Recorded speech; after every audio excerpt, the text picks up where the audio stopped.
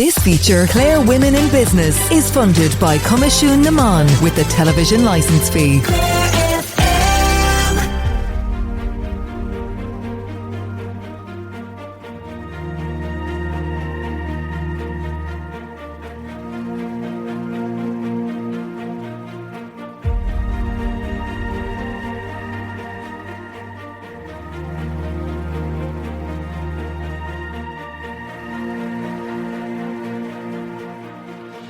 Welcome to this week's episode of Clare Women in Business on Clare FM. Elaine Haugh-Hayes grew up in Kilkee in West Clare into a family steeped in local business. Her father was a publican and butcher. Growing up as she did close to the sea, Elaine had a great love of the water, diving and boating. While she studied fish farming in college, she started the first of her own businesses while still in her early 20s. Elaine then travelled for a few years, but on her return to Kilkee bought a local pub. After marrying Robert, who is also her business partner, Elaine's career in hospitality really took off. Elaine Haugh-Hayes is proprietor of Naughton's Yard and Naughton's Restaurant in Kilkee. My father was big into business and he was very good to Kilkee. He gave the cliff walk to Kilkee, all back by the Pollycolds and whatever, that's all our land. So he actually gave the cliff walk to the Clare County Council. So business was in his blood, and then it just was, as I said, it was just a natural thing, you know. He's the one who supported me when I bought the pub originally, and it went from there. And then so you just get entrenched in it. You think every day it's business. Even when you're out on meeting people, you straight away go towards the people that have either businesses or whatever. It's just that way you think, you know. We think differently, there's no doubt about it. Was there less pressure then on you, Elaine, going into business because there was no expectation of it? Well, no, there was pressure, the minute, like I had a mortgage and then I had support of my father and I couldn't let him down, and then I was the youngest and everybody else was successful in what they were doing. And the motto was, once you worked, you'd be fine. That in our family, once you worked, you could have anything you wanted. That was our thing. If you wanted something, just go and work for it. And I've worked off that really since then. And I have to say, what we've built up is extraordinary, really, when I look now on it, because as the older you get, you look back and see what you have done. And it's still, you know, it's a very popular restaurant. It's full and whatever. And then, you know, we opened then Naughton's Yard, 3 years ago. So this is a whole new concept of how hospitality is done. We have a food truck out the back with an Airstream, a little bar, a gallery and shop and the whole lot, and then I have accommodation upstairs. But this is less staffing, because as the hospitality has really got into a lot of trouble in the last few years. Our overheads are gone so high, food has gone so high, and staffing. So then this was then a lesser of the evils of all of that. So, and we opened this, so this has been very successful as well. We really don't waste our time on working unless it's going to work some way or the other, and it does, you know. So, but as I said, we live, breathe, eat in business all the time. So even with our kids, I have 3 children, you know. First business, the dive centre. How did that come about? I was so involved with, I had a banana boat actually. I had a banana boat and I used to drive the boats all the time, and I was in the rescue service as well. I was just all the time in the water, and then I did a diving course, and then I became a dive master. And then, it was a natural thing at the time. There was another guy, John Cosgrove, he was involved in the dive centre, and he was taking it over from his other 2 partners, so I invested in there then, and I was in there for 2 to 3 years, and then I came out. So making use of the qualification you had as a diver, as a dive master. Yes. So we were doing Discover Scubas, and then we were bringing dives out. It was very busy at the time. It was fabulous. It really was, and it brought a lot of people into Kilkee. But it was tough, and it was a hard business to do. So I came out of that and then was looking for another business. So that's when I fell into Richie's was coming up for sale. Actually, we were looking at a place called Scott's originally, but it went to another man from Limerick. So then I was in a bit of a huddle, God, what am I going to do and whatever. And then somebody had said that Richie O'Connell was going to sell. So I actually just rang him up and said, are you selling? I went up and did the deal with him, and that was it. But there was a lot of changes in Kilkee in that time. That was 1997. So Stella Maris had changed, the Hickeys, JJ had sold it then to another part of the family, Hawks, as well. I had changed, Scots had changed, the Greyhound as well. So there was a lot of change that time in those years. But it was an easier process than what it is now to get things done or to buy. There was a future for us, you know. We could afford to go to the bank. The bank was giving money out. They were supporting, but it's just a whole different world now. Would you have sought any other supports? Would there have been supports available to you, bar financial, when you were setting up any of your businesses? Not in Richie's that time. There wasn't much going on 29, 30 years ago. There wasn't supports in place. But when we did the yard, we got BIM funding towards the equipment for the van and for furniture out the back and the whole lot. So BIM came in and funded us there. And also we have recently got funding down the bar for new equipment in the kitchen. And then we got funding from Leo. Going from business to business, you worked in a variety of fields. Is it difficult or easy to move from one business to another? Well, I suppose the second business is an easier. A restaurant is a tough gig. You know, it's you're only as good as your last meal, and you're dealing with customers full on all the time, and bookings and whatever. As here, there's no bookings. It's just walk in. It's easy. There's less staff needed.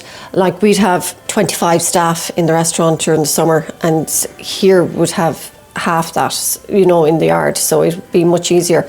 But it's definitely, the staffing has become a huge issue, and trying to find qualified chefs. And, you know, I work off I've really good people working with me. I've got a very good barman, Paddy Collins. He's fabulous. He's been with me 16 years. I have a very good chef as well, and he's with me 16 years. But we're all getting older now as well. And I've young staff then that come in seasonal from school and from everything, and they're fabulous. You know, you have to put time into them. They have to be trained. But it is difficult because it's so seasonal. It's difficult to get people. And then when you get people, you can't get accommodation for them. So accommodation is a huge problem as well. Naughton's Yard is the newer part of the business. Did you spot an opening or a niche there? How did it come about? Well, I have a genius of a husband. He really has vision with a lot of stuff. So we actually bought the Airstream. Must bought the Airstream about 15 years ago. We brought it from America.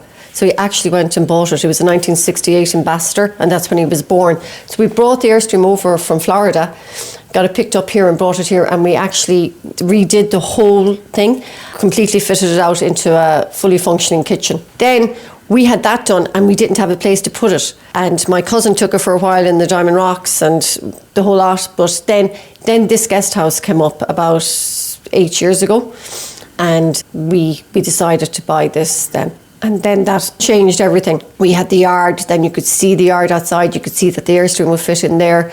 And then we did 5 apartments upstairs, and this year my husband started renovating Butch Good 3 years ago. And he has serious vision about stuff, and I just follow him. You're juggling an awful lot. Is that difficult? Yes, I suppose I have. Butch Gullet. We live in 2 places. We live in Limerick and we live in Kilkee. So the kids actually go to college in Limerick, and I have 2 boys and a girl, and my little girl is only 13 since last week, so my boys are 23 and 21. So we've still a long way to go with her, and she's busy out.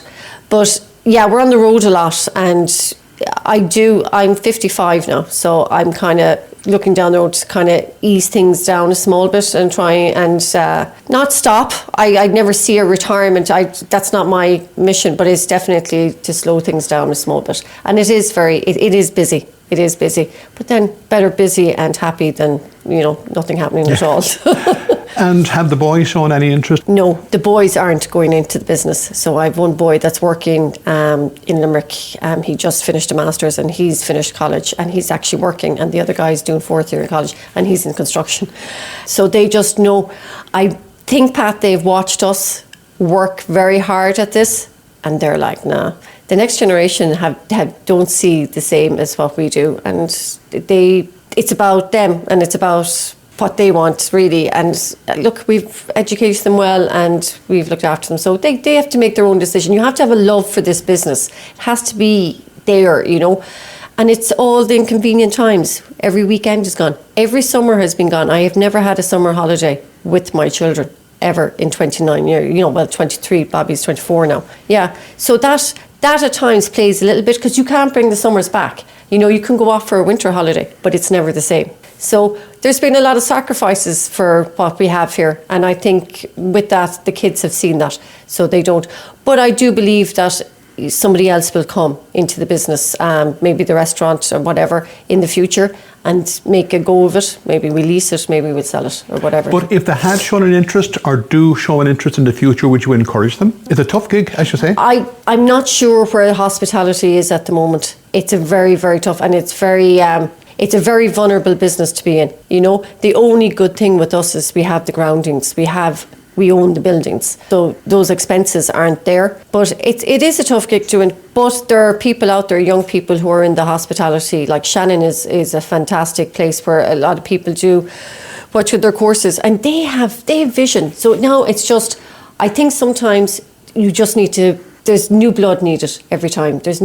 And they've new vision, and everything has been changing so much since COVID. Everything has changed so fast, and so you just have to adapt all the time. That's what I find. As before, you know, you just got on with what you were doing and it was fine, but now it's adapting.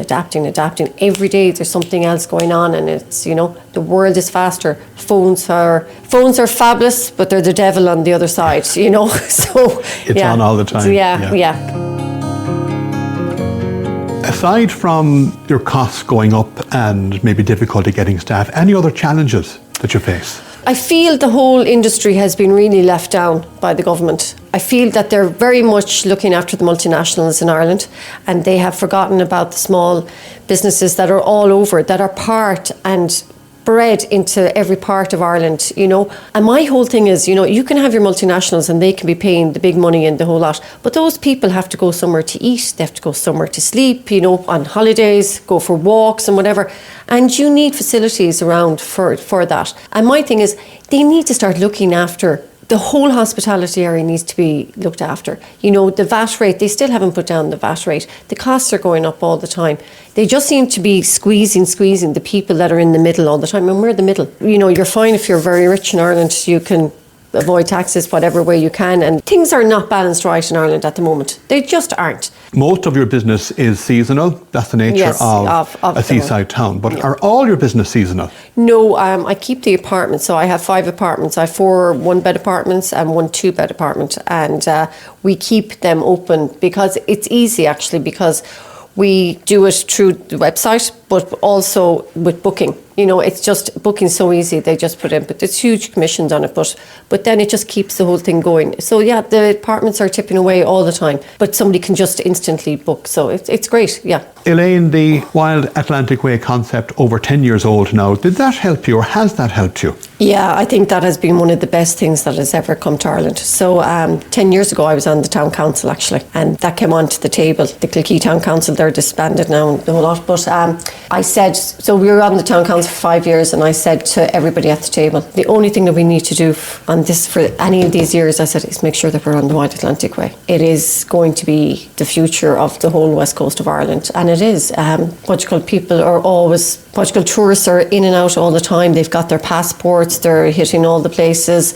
A girl came in here a couple of weeks ago before it closed, and she was looking for the one in Kilkee, which is just out beyond the cliff walk, because she has a picture of every one of them. So it is definitely one of the best things that Fáilte Ireland invented for Ireland. What about the future? You're juggling, as I said, an awful lot. Have you plans for the future? Plans for more businesses? Well, you want to know, Pat, my husband went up to Dublin the other day to Wilson's and bought another Airstream. There are plans in the pipeline, clearly. Yeah, I think once you're in this kind of business, you're always watching, you're always looking around and whatever, and you're always, you know, you always want to make the experience for the customer better.